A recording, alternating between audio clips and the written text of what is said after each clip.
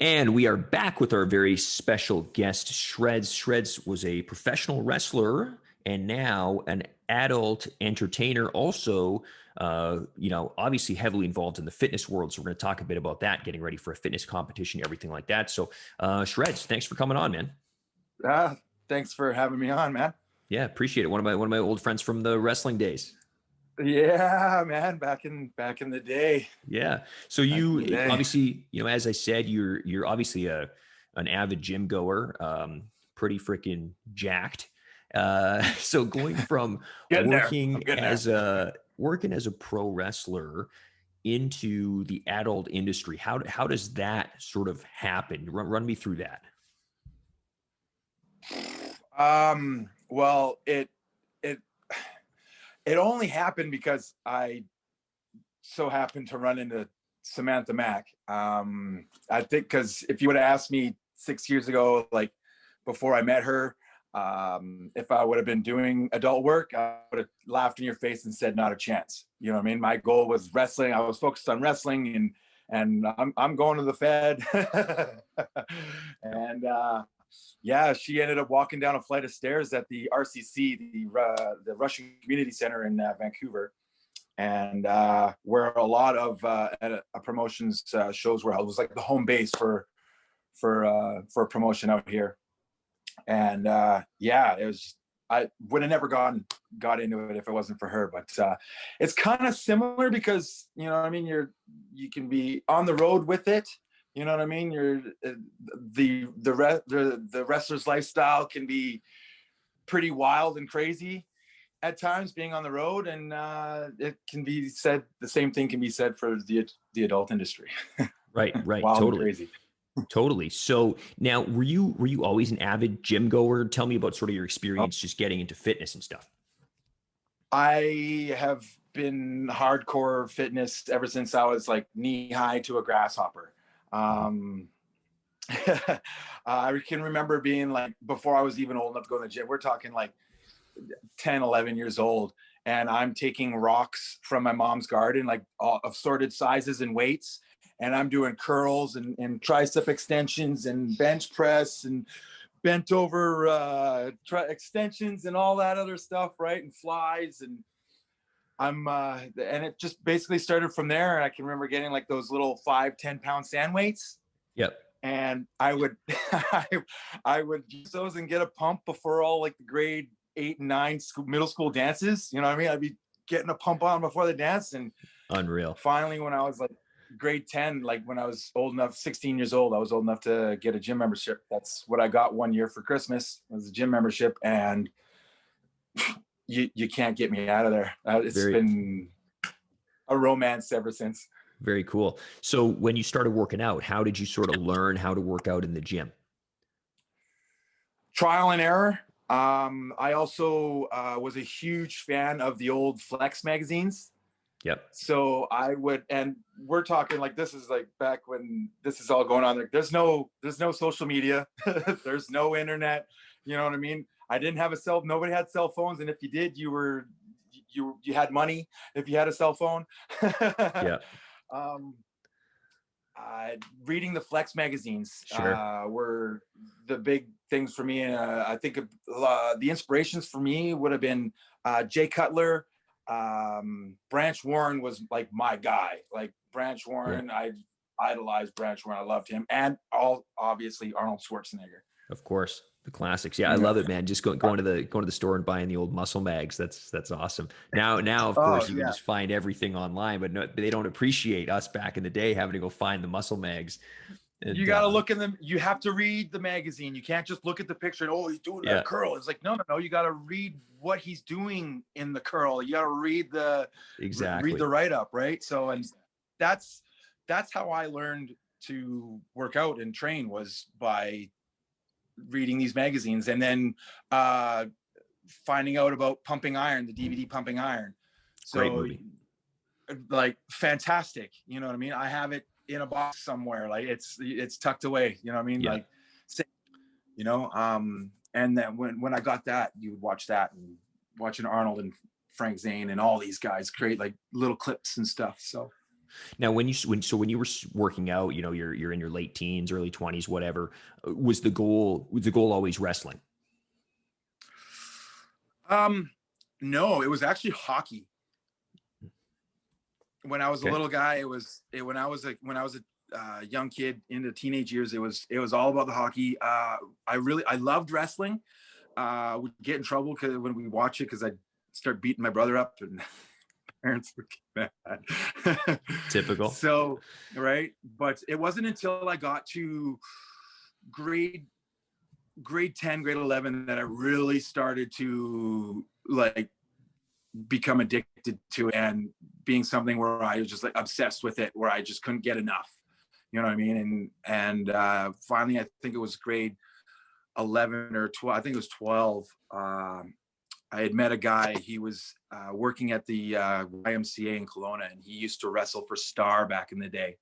And me and my friend Chris were like, well, we're aspiring wrestlers. We want to become wrestlers. Would you teach us? So he said, yeah. And we didn't have no facility. We didn't have anywhere to go. You know what I mean?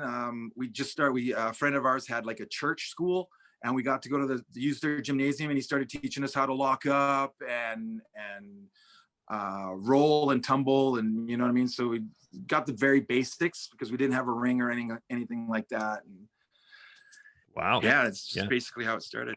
Cool. So you start wrestling, you start working the independent circuit, traveling around a bit and stuff. And as you said, you were working in Okay. Vancouver for ECCW Wrestling. And this is, do you want to add something to that? Okay, yeah. So that was when I was 18, just as I was graduating high school. When I graduated high school, I left for Ontario and was out in Ontario for 10 years. The goal was to save money and go to OVW down in the States. Mm, It didn't happen. Sucked into the factory, life, cancer, all that crap. And right. then I moved back to Kelowna, and that's when I really got into wrestling. I only like dipped my toes in a tiny bit for a few months before I left for Ontario, and got like the very basics. And he taught like the very basics of some of the physical stuff, but I learned more about the etiquette and the locker, the etiquette of wrestling, and being a greenhorn and being new from him before I even got into a school and got properly trained. And yeah, so then came back and started training with ECCW, and rest is history. Like on the road, traveling from Kelowna to Vancouver for every weekend for 2 years until I moved down here when I met Sam. Sure. Northern Hell tour with Tony Condello. Yeah. Yeah. Hey. Wild. So we'll jump back to that stuff in a minute. But speaking of, you mentioned the cancer. So let's talk about that and sort of, you know, coming back from that and sort of your fitness life around that. So Well, yeah, I was 23 when I was diagnosed with cancer. mhm, Um, I had 4 months of chemotherapy and 10 rounds of radiation over 2 weeks. I was diagnosed in October of 2007. I mean, September of 2007. And I started treatment in October of 2007. Finished chemo middle of January 2008. Was finished radiation and all treatment. I think it was by the start of March, or just before the start of March, and was by like the end of March was in remission, and I've been in remission and cured ever since. wow, incredible. That's incredible. So what did that kind of do to your body in the short term dealing with that?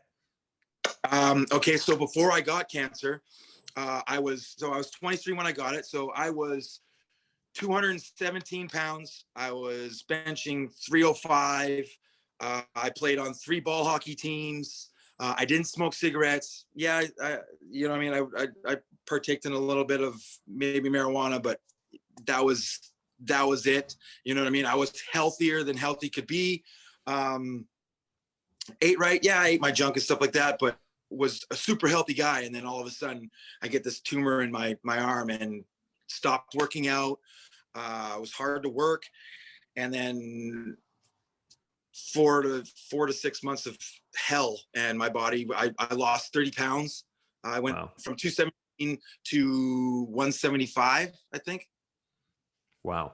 Wow. Yeah. And then coming out of those treatments, like how do you kind of get back into the gym after that?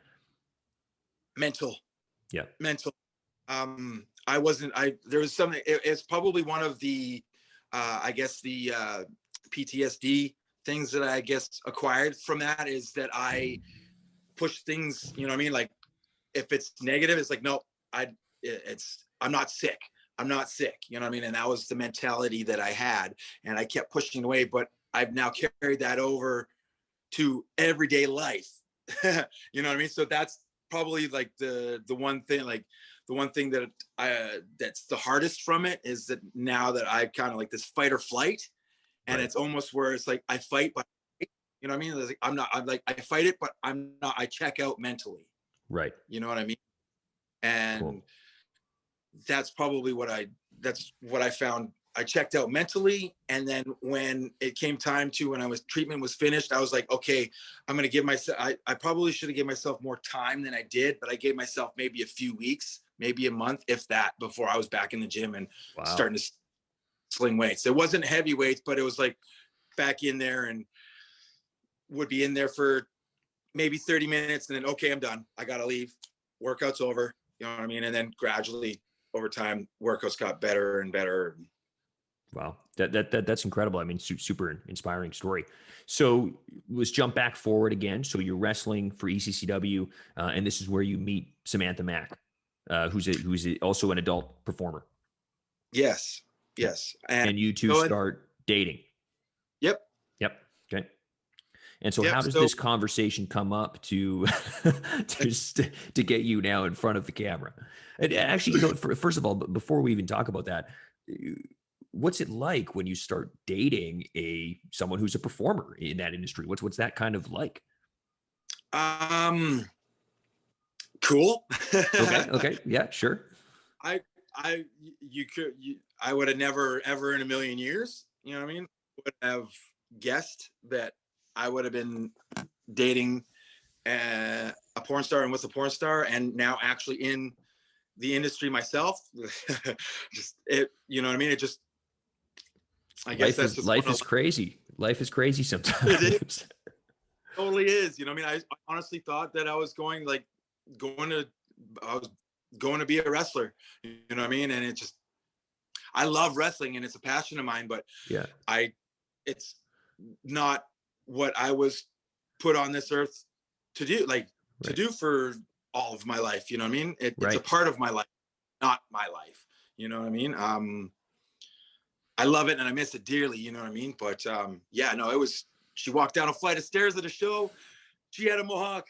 I had a mohawk. I was like, damn girl, I like your hair. She goes, I like hair. This is like the most romantic story I've ever heard in my life. She had a mohawk. I had a mohawk. That was it. Right. Literally walked down a flight of stairs. We met in the middle of those steps in the dressing room of the RCC. You know where I'm talking about. Oh yeah. You know what I mean? That left side, you're looking at the stage, those left stairs going outside, buddy. We were in the middle of those stairs, and oh, hey, oh my God, I love it. I like hair. You know, like literally that's like we're and your life changed forever in that moment right there. Forever. I would have, it took, I think, a couple of months after that initial meeting to officially really start seeing each other. But I looked at her, and because she came in, she was doing a YouTube series called, what was it called? It was a wrestling documentary, right? Yeah. Aiden Pringle. Yes, they interviewed me for that. Yeah, I did an interview for that. I can't remember what it was called, but yeah. But yeah, so she was helping him out with that. And when she came in, she's all tatted up, and he's jacked to the gills, and he's all tatted up. You know what I mean? She's got this mohawk, and I'm this like, yeah, okay, I had muscle, and I was a pro wrestler, and I was athletic, but you know what I mean? I look at her and the big fake tits and the tattoos and the mohawk, and then you look at Aiden Pringle, and this guy was huge, you know what I mean? Compared to me, I'm like, she's, you know what I mean? Okay, she's with, looking at her, judging a book by the cover, which I shouldn't have. I'm like, she's definitely hooking up with this guy. You know what I mean? Like, she's definitely this guy. And that wasn't the case. They were just working together, you know what I mean? And luck would have it, I had the key to her heart. So now how does this progress to getting you now in front of the camera? Work, needing a job, wanting to do it. It's like, if we're together, then why not? Like it only makes sense if I'm with you, you know what I mean? Like, let's do it. She tried to keep me out. She's like, do you really, are you sure? You know what I mean? It's like, I don't want this to hurt your wrestling career. You know what I mean? I know how passionate you are about wrestling. And that's, at that time, that's when I had made the conscious decision that, okay, because I, like, my age when I started, you know what I mean? I got to fulfill what I wanted to do with it. You know what I mean? If I can get in the ring here and there over the next couple of years before my body's like absolutely not anymore, I'm happy. But like, that's when I made the conscious decisions, like, hey, wrestling's not paying the bills. I need something to pay the bills. I'm doing background acting in Vancouver, wrestling every weekend, making nothing. And we need income, and you're already making money off of your old stuff. Well, let's create new stuff and let's do this together. And she tried to keep me out. She's like, because there's the stigma with it, and there's just so much judgment when it comes to doing adult work. And if you're an adult / sex worker, porn performer, whatever, that's just a whole nother issue. But I had already made the conscious decision that, hey, one, I don't want to go to the factory. I don't want to go back to factory work. I'm not slaving myself for somebody else who just looks at me as a number. And if I get hurt or quit, I'm replaced just like that. You know what I mean? So, plus I'm creative, you know what I mean? And I'm, what's the word? Like, I like to like be out there. I like to be the center of attention. Hell, I'm a pro wrestler, you know what I mean? Like, look at me. You know what I mean? Like, Yeah. So it only seemed to me to make sense, and I wasn't going anywhere, and I'm not going to go work another slave job and slave at something that I don't like to do and I don't want to do. So let's have at it with this. And So you that's mentioned basically like how it's. you mentioned like the stigmas and stuff around it. Obviously, there's a lot of that. Did you face a lot of that from like your family, friends? Like, were people against you doing this? Family, it was a mixed reaction with certain family members, like my immediate family, like supportive, like 100% supportive. My mom is right there, like she supports me with it. Brother supported me.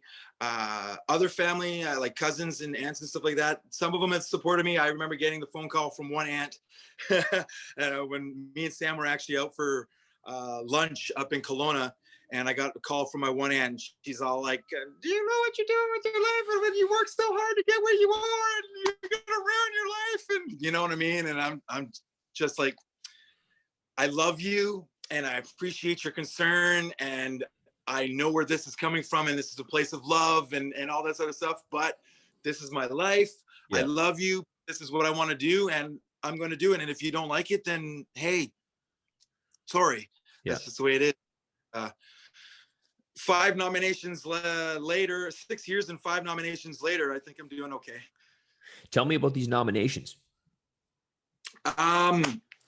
Really, I wouldn't be in anywhere in this industry if it wasn't for 2 women. Number one is Samantha Mack, whom I love dearly and I owe everything to, and I'm grateful for, like, more than she will ever know. And the second woman is Anna Lee.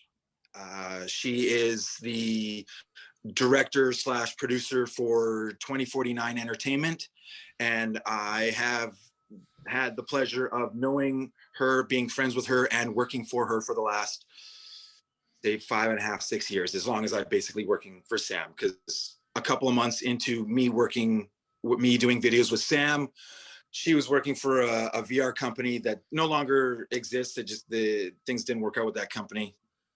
And I got my opportunity to audition for a new niche that was coming out, which was VR porn, virtual reality.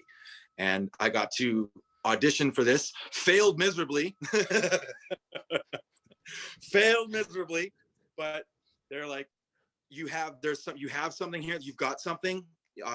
So keep practicing and we'll give you another go in a couple months time when we feel maybe the time is right, and we'll go from there. And the next audition I had, I rocked it, and rest is history. Keep practicing is my favorite thing ever. So now these nominations. So what were these nominations that you had? So these nominations were all of them have been for best VR sex scene. I have 4 XBiz nominations for best VR sex scene, and I have 1 AVN nomination for best VR sex scene. Cool. And the latest one. Oh, sorry. I was just gonna say the AVNs. That's sort of the big adult award show, correct?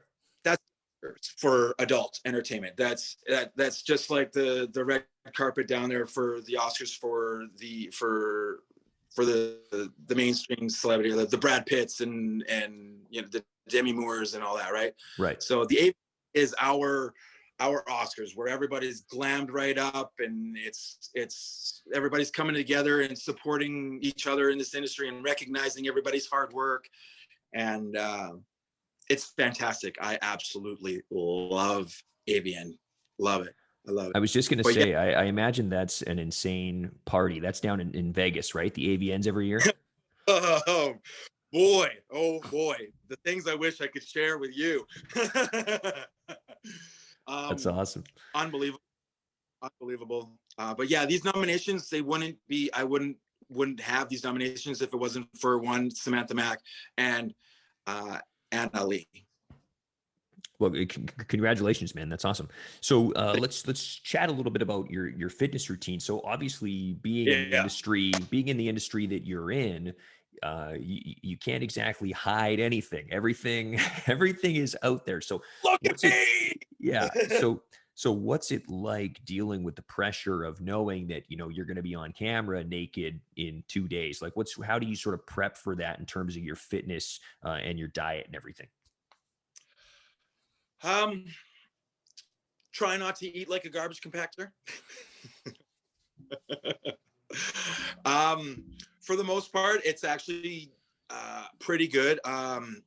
Before I started my prep for my very first comp, which would have been last year, I was like half on the train and off the train. So like, because I've been doing adult work for 6 years, like I would like, because I didn't know exactly what I was doing, I would just be like, okay, I'm going to the gym and then I'm going to eat some chicken and rice afterwards, and wasn't like actually measuring it out and portioning it out and eating certain timing the meals and eating so many times a day. You mean I was meathead training, like hardcore, just straight up meathead,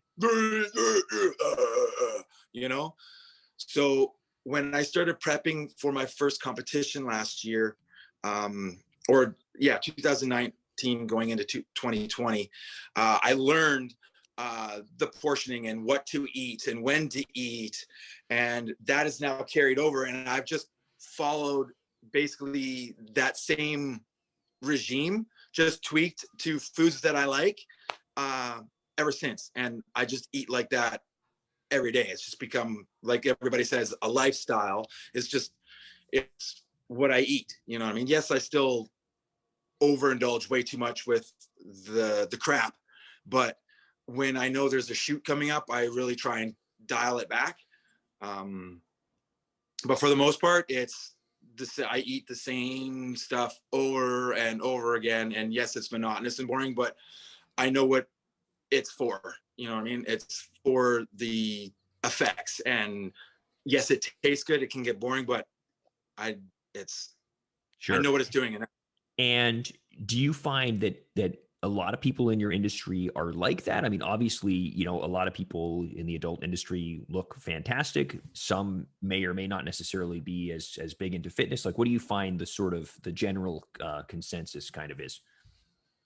Well, I kind of feel it should be, because if you look at it, there's so much pressure upheld to the women looking great, you know what I mean, and fabulous and slim and trim or voluptuous and round or whatever you're into, you know what I mean. But there's such a high standard for women in general to having to look a certain way, and I feel that it also should pertain to the males as well if you're going to be on camera. So if the women have to go to the gym and train their ass off and watch what they eat, well then so do the males, you know what I mean. Like, not all the males are into fitness like I'm into fitness. There's a lot, like, there's not even, I wouldn't even just say males, like performers in general, but there is a good chunk of the industry that is into fitness. It's just some are different levels, you know what I mean. Mine's a little bit of a higher level because I'm actually, my mindset's also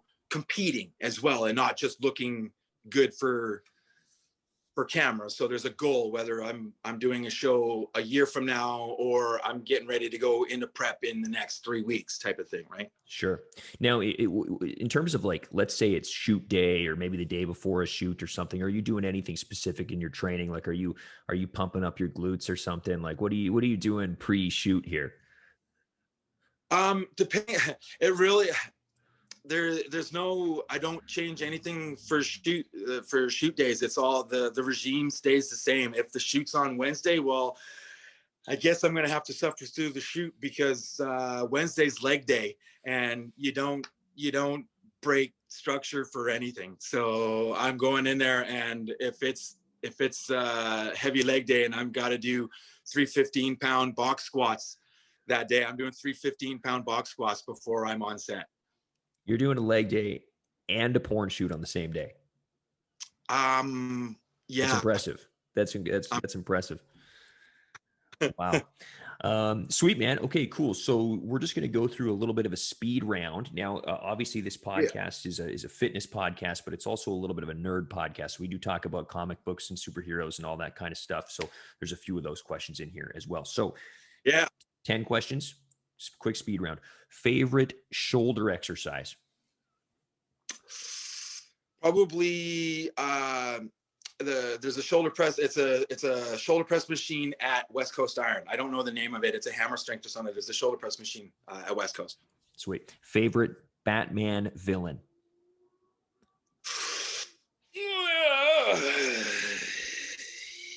Probably Heath Ledger Joker. Good choice. Or, favorite. Oh, yeah. Okay. Favorite healthy meal?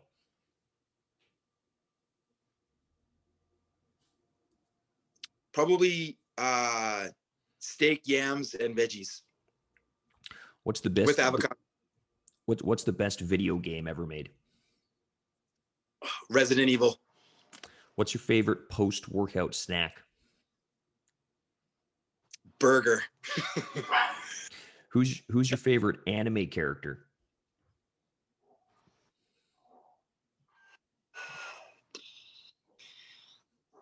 Not applicable.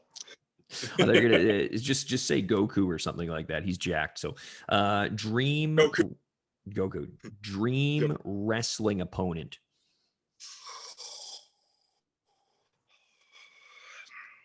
This is going to be hugely taboo, but this man is the reason why I'm in the wrestling game, and it would be me and Chris Benoit. Favorite cardio machine? Probably the treadmill. Favorite comic book? That's a toss-up between Batman and Spawn. Spawn is sick. Okay, and last question, and you can't say Sam Mack. Dream adult scene partner. Oh my gosh.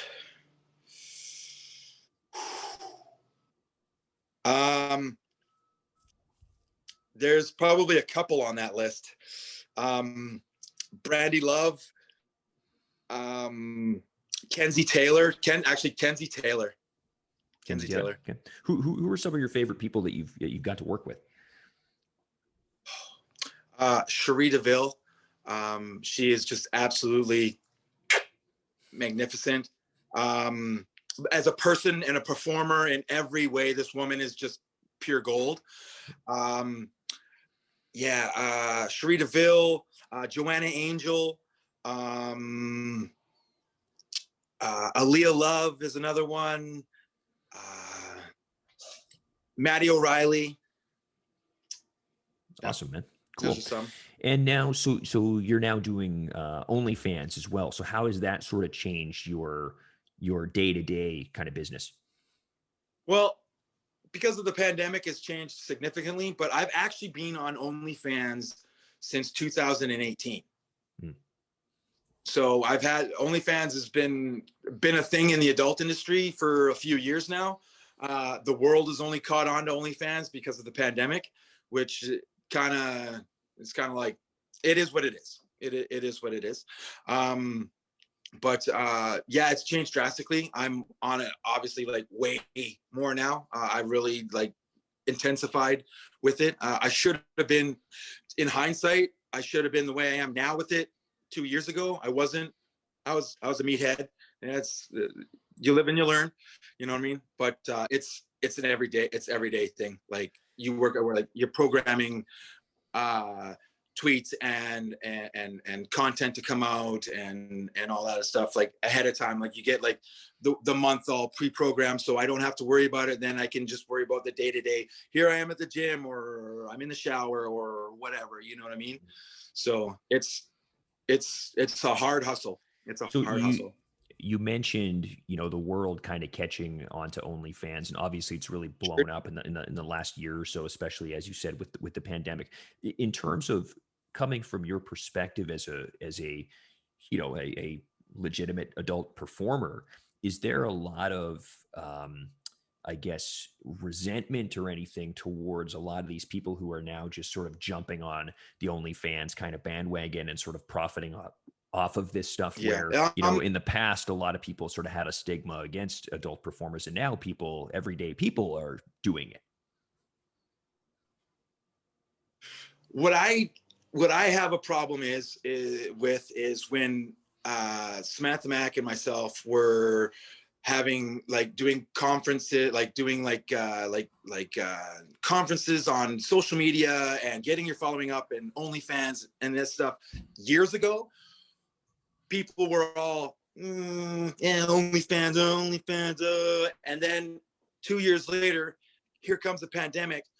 All those same people that were all snubbing their nose and like, I don't need to do that. I'm not ever doing that. I'm a stripper, or I'm this, or I'm that. I don't need to do that. You know what I mean? Are now just absolutely coming out of the woodwork and Sam, Shreddz, oh my God, how do you do this? How do you get the following? I need to start an OnlyFans? How do you do this and do that? It's like, weren't you just weren't you just like dissing us like a year ago and snubbing your nose at the idea of OnlyFans just a year ago?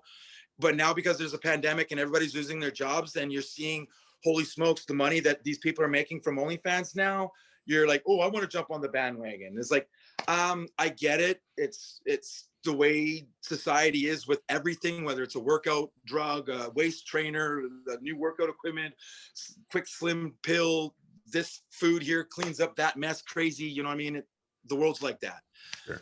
But the hypocrisy, the hypocrites is what bugs me. And the people that jump on the OnlyFans but don't show their face, like they're advertise all their stuff, and you got like hot wife 69 this and hot miss little Nikki that, and it's like, but they don't show their faces. It's just either it's all the body down or the face is all blurred, and it's like, okay, if you don't want to be labeled in the adult work genre, don't be in the adult work genre. If you're gonna start I don't get it, where you're gonna go and you're gonna do this, but you're gonna hide your face, where there's gonna be people like myself and the thousands of other adult workers that put themselves out there and say, hey, this is me.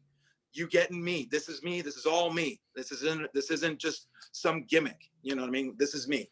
You know, and then you get all those other people on the OnlyFans that are just doing it because it's a pandemic, or be like, well, I'm going to do it, but I don't want to show my face because I've got this going on. It's like, well, maybe you shouldn't be in this line of work. You know what I mean? It might bug some people, but it's like, the world has already got a misperceived notion on women are like viewed as pieces of meat. You know what I mean? We've had this issue for, we don't even know how long, millennia, hundreds of years. You know what I mean? And I feel that if you're just going to show your tits and your ass and spread your legs and stuff, and that's it, and leave your face and your personality out of it, then yeah, you are just a piece of meat. You know what I mean? And that's just feeding that, I feel. And it's like, if you don't want to do this, like, don't do it. You know what I mean? You're feeding that. I don't know if it's a wrong way, or like if it's misogynistic to think that, you know, that it's not helping the situation with viewing that person as a piece of meat. You know what I mean? When you're not showing any personality, you know what I mean, to it. And it's just like, here, look at my body. Right. You know what I mean? Totally. I don't know if that's, do you feel like your whole industry sort of feels resentment towards that? maybe not really. Like, I get it. Like, if I was in their shoes and I could capitalize on the opportunity, I would. It's just, I don't like that there's thousands of us that put ourselves out there and say, hey, this is us and this is what we do, and we're proud of what we do. You know what I mean? I'm super proud of what I do. I mean, I'm not ashamed at all. I'm comfortable with my sexuality. I'm comfortable with putting myself out there. You know what I mean? It's the people that are shying away from it and just, you know, that's what bugs me about it. Cool, man. Well, look, I really appreciate you coming on. I'd love to get some plugs in for you before we leave. So where can we follow you on social media, OnlyFans, all that stuff? You can follow me at The Real Shreddz. Everything is at The Real Shreddz. Instagram, Twitter, OnlyFans. You can also find, if you're looking for adult content, you can also find it at macmovies.com or macmovies.ca, which will take you to the clip store. Cool. And it's Real Shreddz with two D's. Two Yes, D's and one The Z. Real Shreddz with 2 D, 1 Z. Two Just D's, remember the double Z. D's, right? You need double D's. Awesome, man. Thanks for coming on. Appreciate it.